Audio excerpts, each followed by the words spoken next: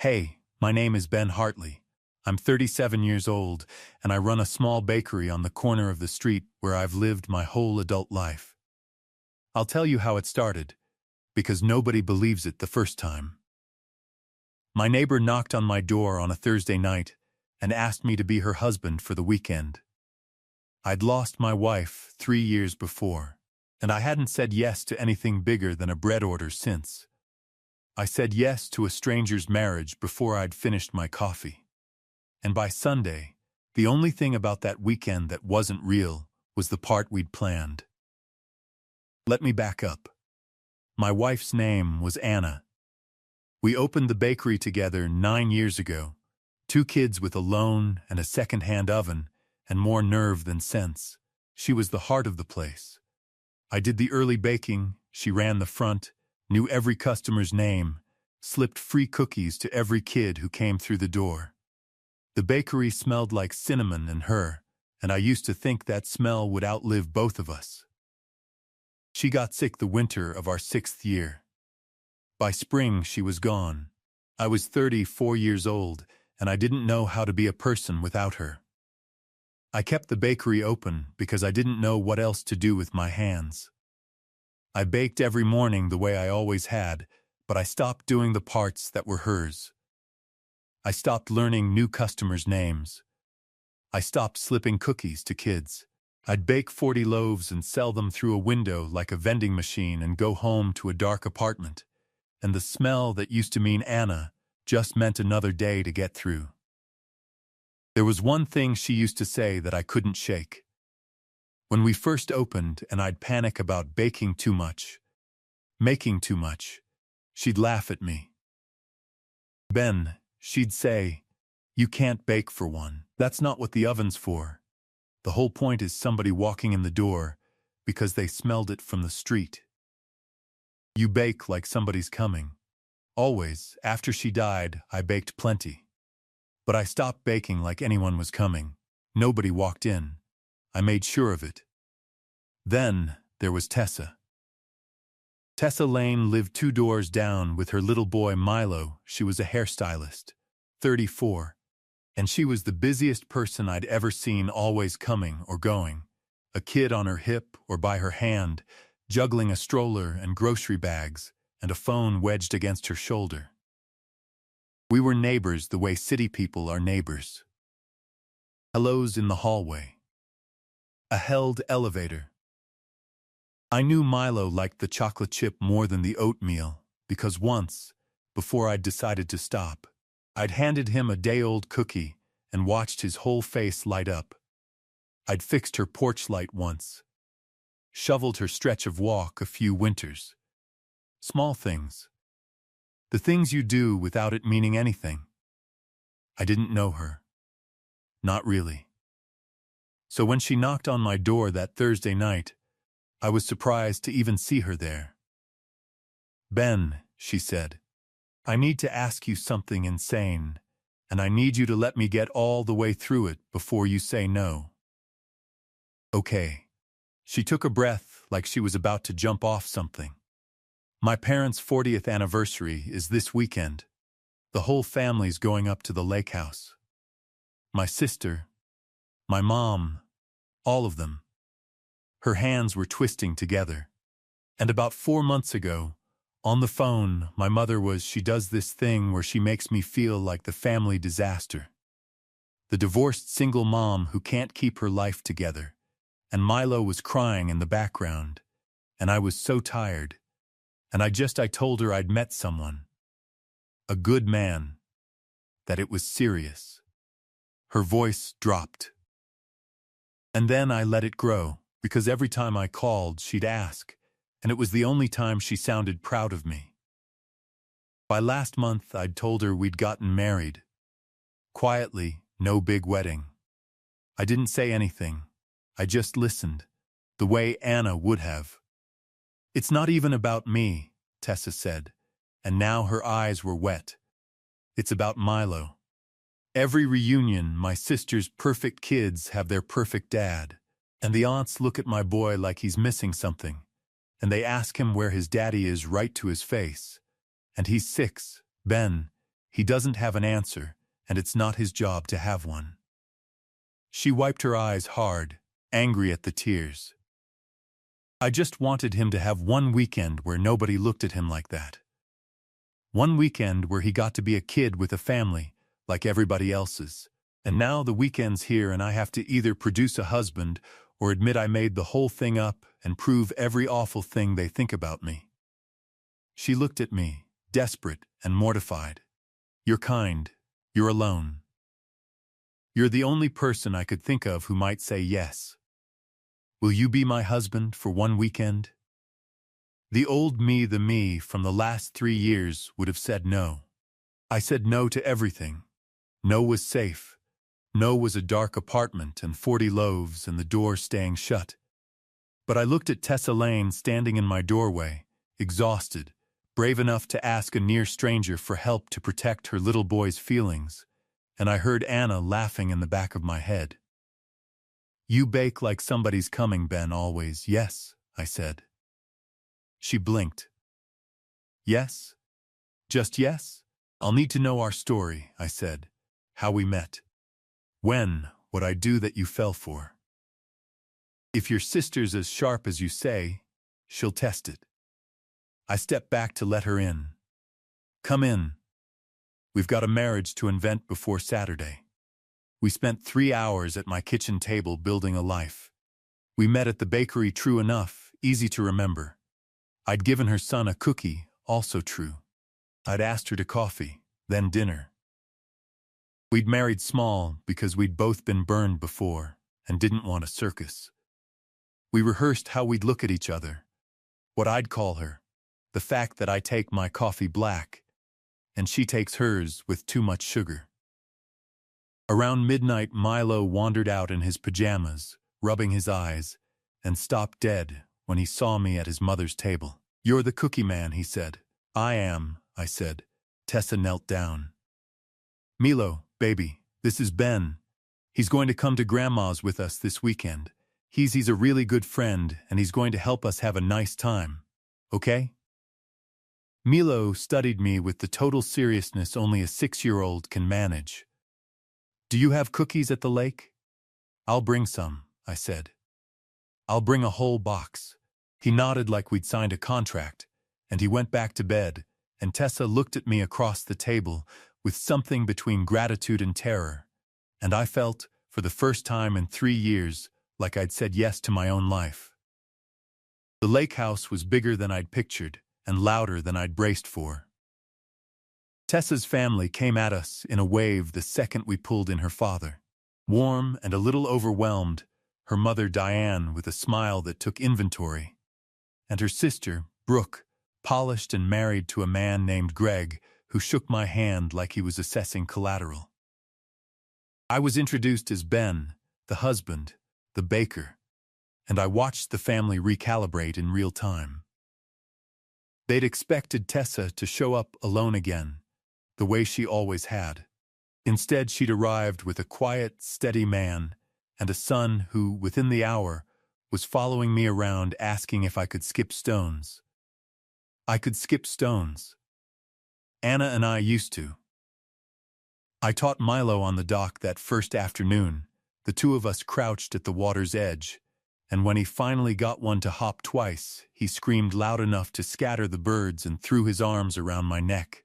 And something in my chest that had been closed for 3 years cracked clean open. That was the first thing that got complicated. I'd agreed to fake being Tessa's husband. Nobody had warned me about her son. The first dinner was the real test. 12 of us around a long table on the screened porch, citronella candles burning, and Tessa's mother, Diane, presiding over all of it with that smile that took inventory. She waited until the plates were full before she started. So, Ben, she said, you'll have to forgive a mother for being curious. Tessa kept you such a secret. 4 months ago we'd never heard your name, and now here you are, married. She set down her fork. How does a sensible man marry a woman with all of Tessa's complications so quickly? I felt Tessa go rigid beside me. Across the table, Brooke watched with interest, waiting for me to fumble the story. Honestly, I said, because I wasn't sensible about it at all. I reached over and put my hand over Tess's. I lost my wife 3 years ago. I'd decided I was done, that I'd had my one good thing, and that was the end of it. I baked my bread, and I kept to myself, and I was very, very careful never to want anything again. I looked at Diane, and then a woman I barely knew let her little boy follow me around a bakery, and showed up every day exhausted from a double shift, and still asked the kid about his day before she asked about anything else. And I watched her do that for months before I ever got the nerve to ask her to coffee. Quickly isn't the word I'd use. Ma'am, I'd say I took the long way to the most obvious decision of my life. The table went quiet. Diane's smile faltered into something more uncertain. And little Milo, who'd been pushing peas around his plate, piped up without looking up. Ben makes the best cookies in the whole world. He brought a whole box. It's in the car. He sure did, buddy, I said. Tessa's father laughed, the tension broke, and somebody asked about the bakery, and the dinner moved on. But Tessa's hand stayed under mine the whole meal, and once, when no one was looking, she squeezed it, and this time it wasn't for the story. I was almost sure of it. The weekend went better than either of us had any right to expect at first. I held Tessa's hand when the family was watching, and let go when they weren't. I called her by the soft name we'd practiced. We told our story, and it held. And the strange thing, the thing neither of us said out loud, was how little of it felt like acting. Sitting next to her at the long dinner table, laughing at her father's terrible jokes, catching her eye across the room, it didn't feel like a performance. It felt like a memory of something I'd lost, and the start of something I hadn't dared want. But Brooke was watching. She cornered me on the porch the second evening, a glass of wine in her hand and a smile that didn't reach her eyes.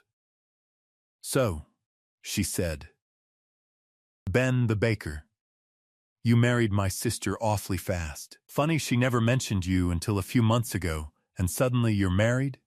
She tilted her head. Tessa's always been impulsive. It's sort of her thing, leaping into disasters and expecting the rest of us to feel sorry for her when they fall apart. The divorce. Raising Milo on no money. Now this. She sipped. "I just hope you know what you signed up for. She's a lot of work, my sister. Always has been. And I'll tell you, something happened in me on that porch. I'd come up here to play a part, to hold a hand and tell a story and go home Sunday.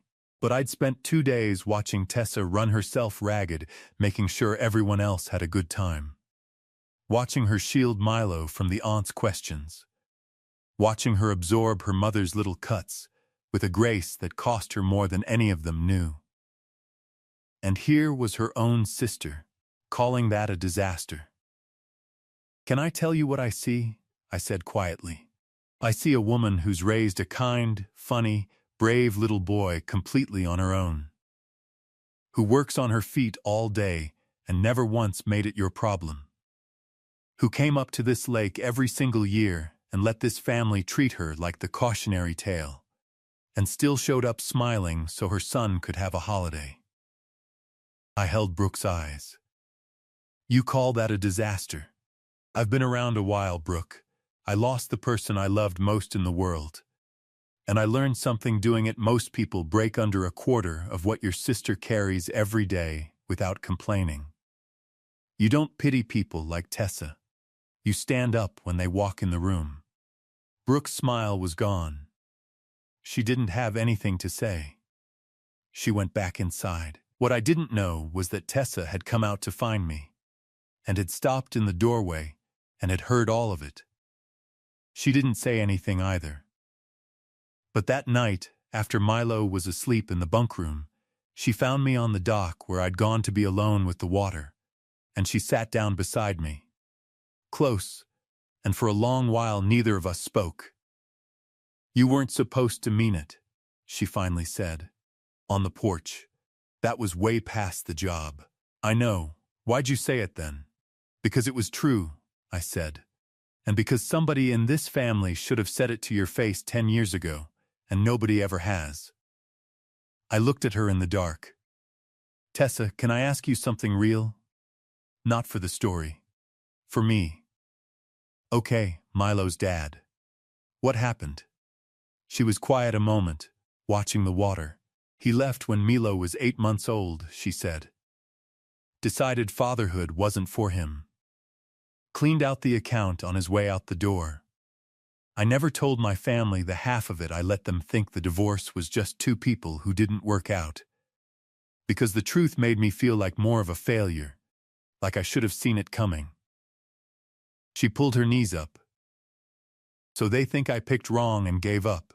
They don't know I've done every single thing for that little boy alone since he was a baby. They never asked. It was easier to be the family disaster than to explain." "You're not the disaster," I said. "You're the only one of them I'd trust with anything that mattered." She turned and looked at me, and the moonlight was on the water, and I realized the distance I'd been keeping between the performance and the truth had closed completely, somewhere between the dock and the porch, and there was no pretending left in either direction.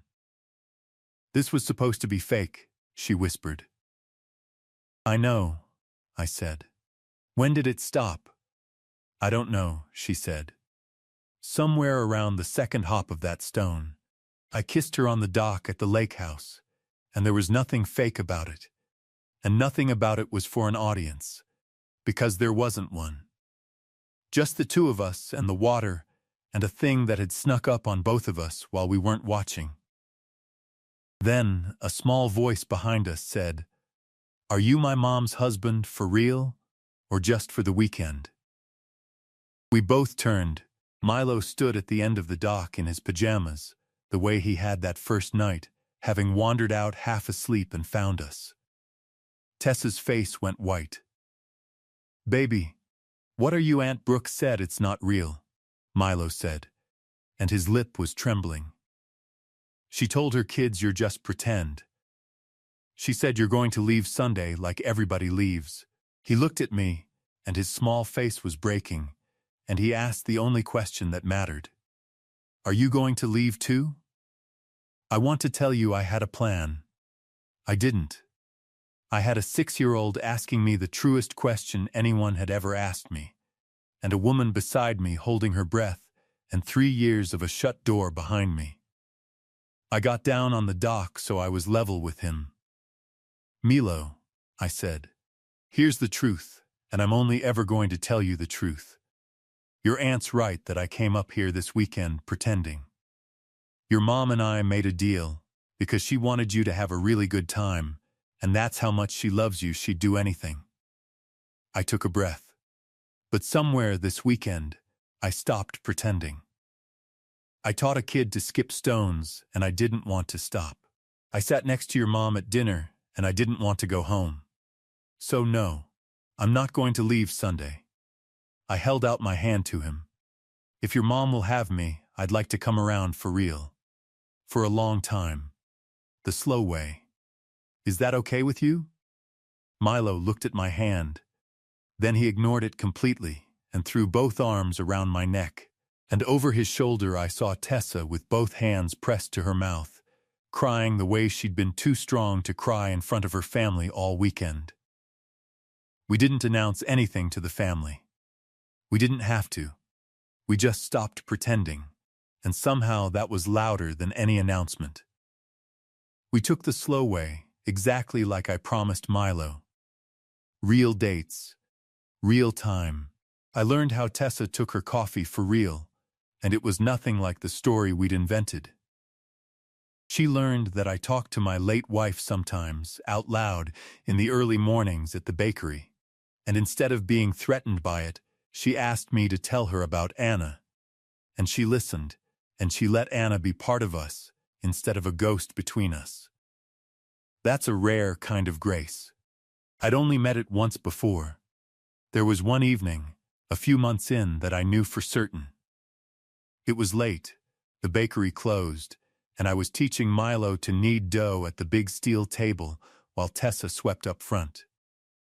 He had flour to his elbows and a look of fierce concentration, and out of nowhere he said, "Was your other wife good at this?" I'd told him about Anna by then, the simple true version a kid can hold. I stopped, my hands in the dough. "She was better than me," I said. "She taught me half of what I know. She used to say the whole point of a bakery is that somebody walks in because they smelled it from the street." I pressed his small hands back into the dough, showing him the fold. "She'd have liked you a lot, Milo. She'd have given you the first cookie out of every batch." He thought about that with the gravity of a judge. "Is it okay that you have me now? And my mom? Or does it make her sad?" Tessa had stopped sweeping. She was standing in the doorway, very still. "It doesn't make her sad," I said. And I believed it as I said it. I think she'd be glad somebody finally walked in the door. She never liked it when the place was empty. I looked up and found Tessa's eyes over the boy's head, both of us understanding the same thing at the same moment. She used to say you can't bake for one. Turns out she was right about that, same as she was right about everything. Tessa came over and put her arms around both of us, flour and all, and the three of us stood in the warm closed bakery, and I knew I was never going to let this be the slow way for much longer. Milo started coming to the bakery after school for good after that. He'd do his homework at the little table by the window and announce loudly to every customer that the baker was his baker. And slowly, without my deciding to, I started learning their names again. I started slipping cookies to the kids again. The smell of the place stopped meaning a day to get through and started meaning what it used to mean. Tessa and I were married a little over a year later for real this time. A small one, the kind we'd invented on a story, but got to live for true. Milo carried the rings. Her father cried. Her sister Brooke came, subdued and a little kinder than she'd been, and hugged Tessa for a long moment at the end and didn't say anything, which from Brooke was practically a speech. I adopted Milo the following spring. The day the papers came through, he asked if he could call me Dad instead of Ben, and I had to step into the back of the bakery for a few minutes before I could answer him, because some yeses are too big to get out the first time you try. We went back to the lake house that next summer, for real this time. Same family, same long porch, same citronella candles. But something had shifted. Diane asked Tessa about her work and actually waited for the answer. The aunts stopped asking Milo where his daddy was, because the answer was sitting right next to him teaching his cousins to skip stones. And at dinner, when Tessa stood up to help clear the plates the way she always had, her father put a hand on her arm and said, "Sit, sweetheart. You've cleared enough tables in this family. Let somebody clear yours for once." It was a small thing. Tessa cried in the kitchen over it anyway. 40 years of being the one nobody stood up for. And all it had taken was one stranger on a porch deciding she was worth standing up for and then refusing to sit back down. For a long time I thought this was a story about a fake marriage that turned real over one complicated weekend. But that wasn't the story. The story is that a woman knocked on a closed door and asked a grieving man to pretend to have a family for 2 days. And in pretending, he remembered that a family was the only thing he'd ever actually wanted, and had been too afraid to want again. Tessa thought she was asking me for a favor. She thought she was the one who needed rescuing the family disaster, the one who couldn't get her life right. She had no idea she was the one doing the saving. She knocked on the one door in that building that had been shut for 3 years, and she opened it without even knowing it was closed. My wife used to tell me, "You can't bake for one." that the whole point of the oven is somebody walking in the door because they smelled it from the street. For 3 years after I lost her, I baked plenty, and I let nobody come. Then a tired single mother and a 6-year-old who loved chocolate chip cookies walked into my life through a lie and stayed for the truth. These days I bake like somebody's coming. Because every single day now, somebody does.